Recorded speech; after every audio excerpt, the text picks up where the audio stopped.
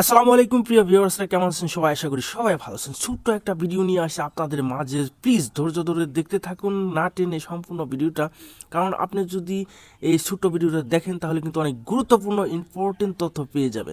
তো বন্ধুরা, দেখতে পাচ্ছেন এক গৃহস্থ কিন্তু এখানে খড়গুলাকে দিয়েছে সামনে শুকনা খড়, আসলে ভিজিয়ে খাওয়াচ্ছে না। তো আসলে ভিজিয়ে খাওয়ালে কি হয়, গরুর হজম শক্তি কম হয়। হজম কম হলে শরীরে লাগে কম। খড় খাওয়াইতেই আসছেন, গরুর কোনো কাজেই লাগতেছে না।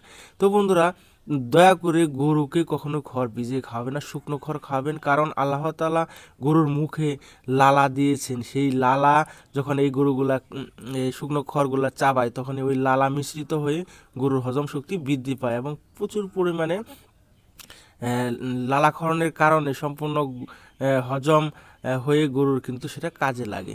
অবশ্য গরু যখন খড় খায়, পানি দিয়ে যখন মিশ্রণ করা থাকে, পানি দিয়ে যখন ভেজানো থাকে, তখন কিন্তু সম্পূর্ণ হজম হয় না, গরুর কাজে লাগে না এটা শরীরে। আর গরুকে খড় খাওয়াইতে আছেন, গরুর স্বাস্থ্য কিন্তু বাড়ছে না, ভালো হচ্ছে না। তো বন্ধুরা, গরুকে যখন খড় খাওয়াবেন, এগুলোকে ভিজাবেন না, শুকনো খড়ই খাওয়াবেন। ধন্যবাদ সবাইকে।